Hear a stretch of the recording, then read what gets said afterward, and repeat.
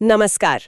आज हम बात कर रहे हैं निवेश की दुनिया की एक बहुत ही फाउंडेशनल किताब की, बेंजामिन ग्राहम की द इंटेलिजेंट इन्वेस्टर। और सोचिए, वॉरेन बफेट जैसे दिग्गज इसे अपनी निवेश यात्रा का आधार मानते हैं। इसने सच में लाखों लोगों की सोच बदली है। बिल्कुल बिल्कुल। और इसकी खासियत सिर्फ आप कह सकते हैं तकनीकी विश्लेषण में नहीं है, बल्कि उस बुनियादी सोच में है जो ये एक निवेशक को देती है। आज का जो दौर है ना, जहाँ इतनी सारी जानकारी है, इतनी उथल पुथल, ग्राहम के सिद्धांत एक तरह से लंगर का काम करते हैं। तो आज हमारा इरादा यही है कि इसके जो मुख्य विचार हैं उन पर थोड़ी गहराई से बात करें। हाँ, और ग्राहम शुरुआत में ही निवेशकों को समझने की कोशिश करते हैं। वो कहते हैं कि मोटे तौर पर दो तरह के लोग होते हैं। एक तो रक्षात्मक या डिफेंसिव निवेशक, जो ज्यादा जोखिम नहीं लेना चाहते, कम सिरदर्दी, बस पूंजी सुरक्षित रहे और ठीक ठाक रिटर्न मिलता रहे। सही। और दूसरे होते हैं सक्रिय या एंटरप्राइजिंग। ये वो हैं जो ज्यादा रिसर्च करने को तैयार है, ज्यादा मेहनत करके बेहतर रिटर्न की तलाश में रहते हैं। हाँ, ये वर्गीकरण महत्वपूर्ण तो है, लेकिन ये समझना भी जरूरी है कि असल जिंदगी में ना लोग अक्सर इन दोनों के बीच कहीं होते हैं। एकदम साफ बंटवारा नहीं होता। कोई शायद शुरू में रक्षात्मक हो, फिर अनुभव से सीखते सीखते थोड़ा सक्रिय बन जाए। तो अहम बात यह है कि आप अपनी पर्सनैलिटी, आपके पास कितना समय है, आप कितना रिस्क ले सकते हैं, इन सब को समझें और फिर अपनी रणनीति चुनें। सबकी राह एक जैसी नहीं हो सकती है ना? बिल्कुल। और इसी समझ से जुड़ा है वो मिस्टर मार्केट वाला आइडिया। मुझे ये हमेशा बड़ा मजेदार लगता है। ग्राहम ने शेयर बाजार की तुलना एक ऐसे पार्टनर से की है जो रोज आपके दरवाजे पे आता है और अपने शेयरों का एक नया भाव बताता है। कभी तो वो बहुत उत्साहित होता है, आसमान छूती कीमत मांगता है। हाँ। और कभी एकदम निराश, दुखी होकर कौड़ियों के दाम में बेचने को तैयार हो जाता है। और ये जो रूपक है ना, ये आज शायद पहले से कहीं ज्यादा रिलेवेंट है। आप सोचिए जरा, हर सेकंड स्क्रीन पर कीमतें बदल रही हैं, सोशल मीडिया पर टिप्स की बाढ़ आई हुई है। सही बात है। ये सब मिलकर मिस्टर मार्केट को और भी ज्यादा शोर मचाने वाला बना देते हैं। ग्राहम की सीख यही है कि इस शोर को नजरअंदाज करना है। मिस्टर मार्केट की जो भावनाएं हैं उनका फायदा उठाना है, ना कि उनका शिकार बनना है। जब वो निराश हो तब खरीदने का सोचें, जब वो बहुत ज्यादा जोश में हो तब बेचने पर विचार करें। उसकी धुन पर नाचना नहीं है। तो इस मूड स्विंग से, इस उतार चढ़ाव से बचने का एक तरीका ग्राहम बताते हैं, मार्जिन ऑफ सेफ्टी, यानी सुरक्षा की गुंजाइश। इसका मतलब बहुत सीधा सा है कि किसी चीज की जो असली कीमत है, उसका जो आंतरिक मूल्य है, इंट्रिंसिक वैल्यू, उससे काफी कम दाम पर उसे खरीदें।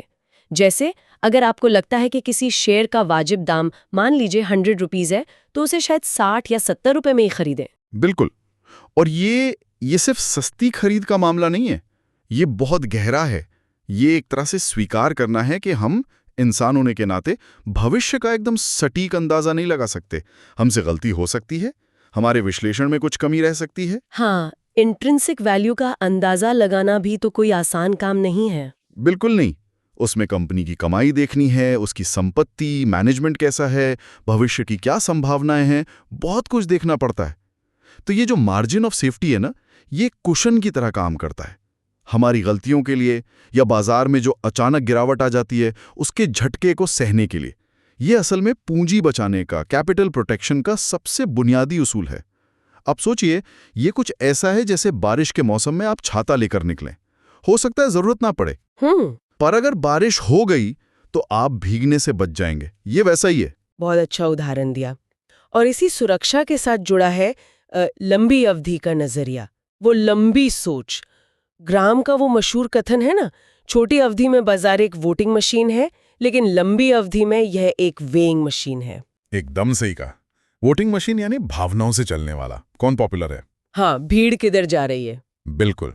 लेकिन लंबी अवधि में वेइंग मशीन यानी वो असल वजन तौलेगा।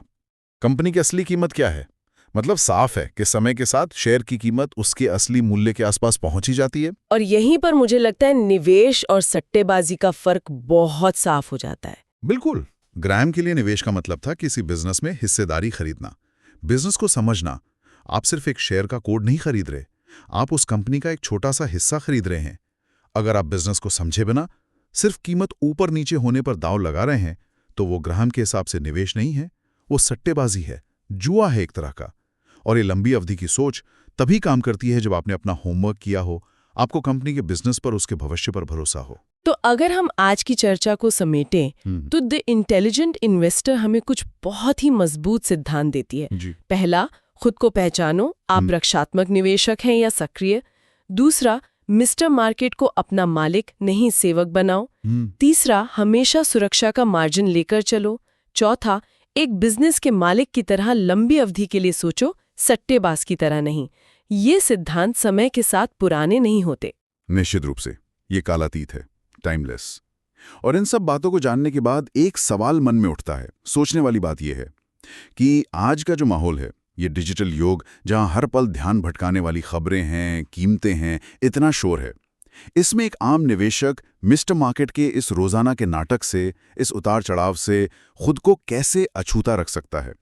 कैसे वो वाकई ग्राहम के सिद्धांतों पर टिटा रहकर, अपनी भावनाओं को काबू में रखकर सही मायने में एक इंटेलिजेंट इन्वेस्टर बनने की दिशा में लगातार आगे बढ़ सकता है?